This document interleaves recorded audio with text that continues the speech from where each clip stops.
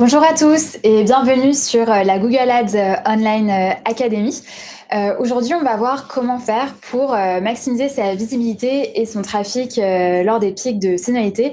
Ça tombe bien parce que demain, ce sont les soldes, mais en fait, les pratiques qu'on va vous expliquer, les petites astuces, c'est aussi valable pour d'autres périodes que les soldes, bien sûr. Donc, moi, c'est Juliette et aujourd'hui, je suis avec Sarah. Bonjour à tous.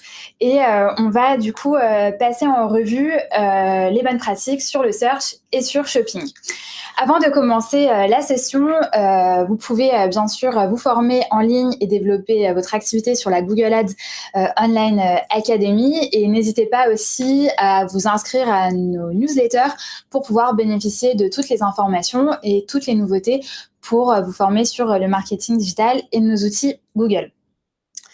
Alors, on a séparé cette session en deux parties. Donc, première partie qui va concerner shopping, comment faire pour garantir une bonne diffusion de tout son catalogue et mettre en place les bonnes pratiques sur ces campagnes shopping. Et ensuite, tout ce qui va concerner le volet search. Alors, sur shopping, donc là, en fait, on va voir comment configurer son flux et faire en sorte que tout est OK niveau Merchant Center, parce qu'il faut rappeler que la préparation des soldes passe aussi, quand vous êtes un e-commerçant, passe par la préparation de son Merchant Center pour faire en sorte qu'on n'ait pas de produits refusés, qu'on diffuse bien sur tout le catalogue pour maximiser sa force de frappe et sa diffusion. Pour vérifier si on diffuse bien sur tous les produits, n'hésitez pas du coup à vérifier que tous vos produits sont présentés sur Google Shopping. Vous pouvez du coup vous rendre dans l'onglet groupe de produits et vérifier du coup qu'on est en bonne diffusion sur tous vos produits. Vous pouvez aussi ajouter une colonne sur les disponibilités des produits et produits prêts à la diffusion et ensuite filtrer pour voir s'il n'y a aucun produit refusé. Vous pouvez également vérifier la disponibilité de vos produits et mettre à jour l'attribut disponibilité et non disponibilité pour conserver l'historique des produits. Ensuite, pour faire en sorte qu'on n'ait pas d'erreur au niveau des produits et au niveau du flux des produits, n'oubliez pas d'utiliser très régulièrement l'onglet diagnostic pour obtenir la liste des produits diffusés. Et pour ce faire, vous pouvez également ajouter l'option d'envoi de flux planifié pour vous assurer qu'on a toujours les bons prix et la disponibilité de vos produits sur vos fiches produits pour faire en sorte qu'il n'y ait pas de déception au niveau du consommateur et que toutes les informations soient bien à jour. Ensuite, la configuration des prix barrés dans le flux. C'est très important du coup de mettre en avant l'offre que vous avez mise en place, l'offre que vous proposez. Et c'est toujours plus intéressant pour un client potentiel lorsqu'il se rend sur shopping par rapport à la requête qu'il fait, de voir du coup un prix barré et une offre qui va du coup l'inciter à cliquer parce que cet acheteur potentiel peut être beaucoup plus attiré par une annonce sur laquelle il y a un prix barré avec une offre qui l'intéresse. Donc en fait, pour le faire, c'est assez simple. Vous pouvez indiquer le prix soldé dans l'attribut prix soldé, tout simplement. Pour ce faire, il faut que le prix d'origine soit valide, que le prix soldé soit inférieur au prix d'origine et la réduction doit être supérieure à 5% et inférieure à 90%. Alors, une fois que vous avez fait toutes les vérifications sur votre flux produit, que vous avez mis en place vos prix barrés, il y a certains annonceurs qui se posent beaucoup la question, j'ai une campagne Smart Shopping, les soldes, ça va arriver dans une semaine ou ça arrive demain. Qu'est-ce que je dois faire? Comment dois-je l'optimiser? Alors, pour rappel, pour les personnes qui nous regardent et qui ne savent pas ce qu'est Smart Shopping, c'est un type de campagne shopping qui a pour objectif d'être performance et d'aller maximiser la valeur du panier d'achat et le ROI des campagnes.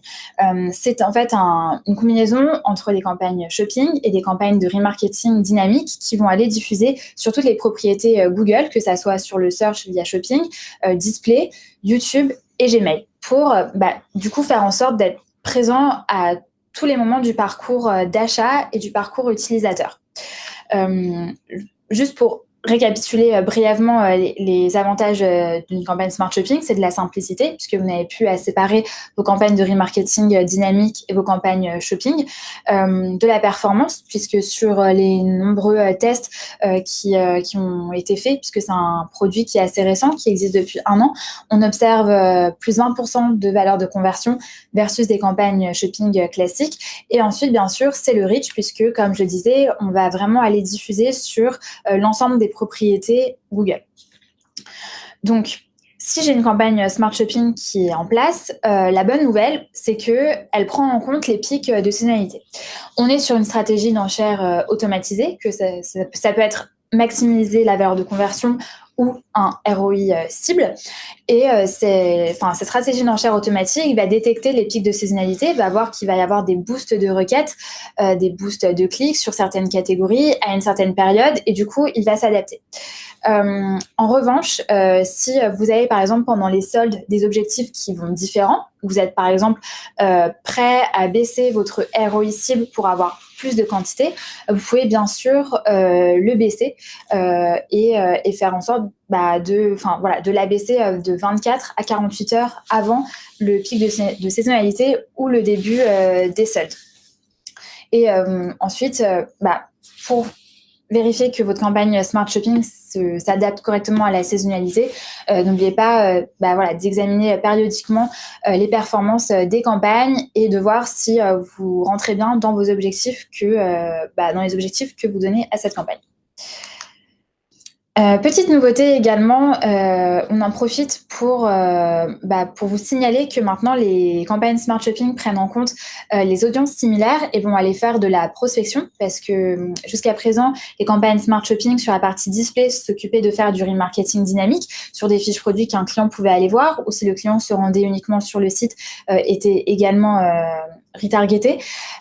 Aujourd'hui, on va vraiment aller prendre vos top 5 listes de vos audiences similaires que vous avez implémentées dans votre compte Google Ads pour pouvoir aller chercher des clients qui ont les mêmes caractéristiques que vos audiences, que vos acheteurs, et aller justement faire diffuser auprès des audiences similaires. Donc, Smart Shopping aujourd'hui s'étend au-delà de vos clients existants. Ensuite, comment faire si j'ai une campagne Smart Display? Parce que bien sûr, si vous avez une campagne Smart Shopping où jusqu'à présent on s'était dit ma campagne Smart Shopping s'occupe de faire du remarketing dynamique, alors que j'ai une campagne Smart Display qui va plus s'occuper du milieu de funnel, pas d'inquiétude, il y a vraiment des choses à avoir en tête. Juste pour rappel, la Smart Display, c'est un type de campagne display pour laquelle en fait je donne un budget, un objectif, des créas, et ensuite l'algorithme se charge d'aller diffuser les meilleurs créas à la meilleure audience qu'il va aller chercher dans toutes les audiences que vous avez configurées au sein de votre compte Google Ads, que ça soit des audiences similaires, des audiences mots-clés, in-market, remarketing, thème et emplacement. Donc, si j'ai une campagne Smart Shopping et une campagne Smart Display, comment est-ce que je fais du coup pour prendre les meilleures décisions possibles? On vous a fait un arbre de décision. Si je vends des produits en ligne, si je ne vends pas de produits en ligne, du coup, je ne vais pas pouvoir lancer de Smart Shopping. Je vais plus m'orienter vers des solutions comme la Smart Display. Et si je fais de la vente de produits en ligne, vous pouvez du coup lancer une Smart Shopping.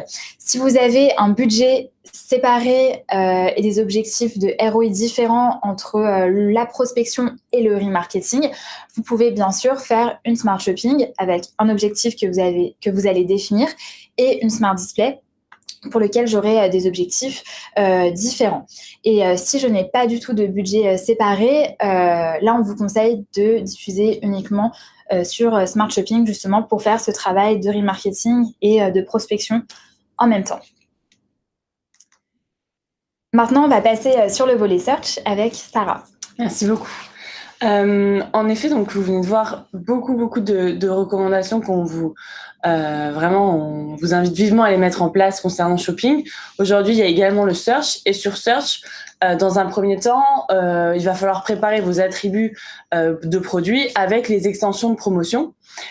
Justement, ces extensions de promotion, ça va vous permettre d'optimiser votre taux de clic, puisque vous allez vraiment mettre en avant vos avantages, tels que des remises avec un pourcentage ou un montant fixe.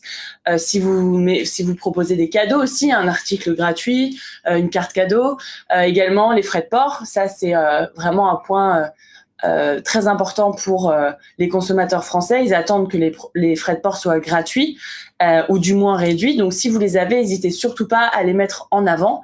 Et pour ces extensions de promotion, vous pouvez utiliser le programme Promotion des marchands pour justement rendre ces types de promotions plus visibles. Justement vous pouvez également les lier à votre flux produit puisque vous n'avez pas forcément les mêmes promotions selon vos produits. Donc vraiment, vous pouvez totalement personnaliser ces extensions de promotion et ça vous permettra du coup d'augmenter vos conversions puisque l'utilisateur aura beaucoup plus d'informations, saura également ce que vous lui proposez et donc des clics mèneront à un plus grand nombre de conversions puisque vous aurez fourni beaucoup plus d'informations en amont. Vous pouvez également appliquer des personnalisateurs d'annonces. C'est tout simplement un type d'annonce où vous pouvez insérer une balise mot-clé. Donc, vous le voyez, c'est entre crochets. Cette balise mot-clé vous permettra d'insérer le mot-clé utilisé vraiment par le consommateur et donc vraiment adapter le message que vous voulez lui pousser pour avoir des annonces beaucoup plus personnalisées. Ça vous permet de mettre en avant des remises associées à certains produits, d'afficher des détails spécifiques que l'utilisateur recherche. Par exemple, comme on voit juste après là, des données démographiques. Vous avez un magasin qui est présent à Paris dans le 9e arrondissement. Eh bien, si vous insérez cette balise mot-clé, si cette personne fait cette requête, magasin Paris 9e, eh bien, son annonce s'affichera comme magasin Paris 9e. Vous pouvez personnaliser toutes les parties de l'annonce, excepté l'URL finale. Donc, les données géographiques pour afficher des prix en fonction des lieux. Également, la disponibilité du prix et la disponibilité du produit. Donc, ça vous permet vraiment de justement avoir cette personnalisation d'annonce dont les consommateurs sont très friands. Enfin, votre audience qui est très importante puisqu'il faut être présent auprès de votre audience qualifiée. Si vous êtes en stratégie d'enchère automatique, ça va vous faciliter la vie encore plus puisque tout ce qui est audience, remarketing, convertisseurs passés, visiteurs, les audiences de Google affinitaires, démographiques ou sur le marché sont prises en compte automatiquement sur le search. Si vous êtes dans une stratégie d'enchère au CPA, au ROAS, cible ou bien maximiser les conversions. Vous n'avez pas besoin de les ajouter, elles sont prises en compte automatiquement et seront évidemment optimisées selon vos campagnes automatiquement. Attention cependant que évidemment, donc si vous n'êtes pas en enchère automatisée, nous vous invitons vivement à les mettre en place puisque recibler avec un message précis un ancien acheteur est très important et également pour de l'acquisition, aller chercher des personnes qui sont intéressées, qui ont une passion pour votre produit ou qui sont tout simplement dans une dynamique de recherche d'achat pour acquérir des nouvelles audiences, c'est très important. Dans tous les cas, que vous soyez en enchère automatique ou pas, les audiences abandon de panier, similaires et customer match, donc customer match, c'est votre base de données, doivent être ajoutées manuellement parce que on ne les intègre pas automatiquement dans vos campagnes. Petite astuce, parmi ces audiences-là, on vous conseille d'abord de vous focaliser sur les audiences similaires, tout simplement pour aller chercher des consommateurs qui ne vous connaissent pas, mais qui ressemblent à ceux qui ont déjà converti sur votre site, puisque c'est vraiment cette audience-là qui sera la plus qualifiée en termes d'acquisition pure. Et enfin, si vous voulez pas vous positionner sur tous les mots-clés, et c'est évident parce que certains mots-clés sont très chers, vous pouvez justement optimiser votre couverture avec la DSA. Donc, vous pouvez faire votre DSA selon vos catégories, selon vos landing pages ou sur tout le site pour avoir beaucoup plus de reach. Mais si vous voulez aller vraiment sur du contrôle et de l'optimisation sur la conversion, vous pouvez optimiser selon votre flux de page ou ce que votre URL contient. Donc là, on va vraiment avoir de la précision, mais pour autant, une couverture beaucoup plus large par rapport à des mots-clés sur lesquels vous êtes déjà présent, afin vraiment d'avoir un panel de mots-clés beaucoup plus important, sans forcément ajouter chacun des mots-clés dans vos campagnes. Et du coup, merci de nous avoir suivis. Merci Sarah pour toutes ces bonnes pratiques. N'oubliez pas de vous former en ligne et de continuer à venir sur la Google Ads Online Academy pour avoir toutes les informations nécessaires pour devenir un expert produit sur nos solutions Google Ads. Merci beaucoup. Merci beaucoup. À bientôt. Au revoir.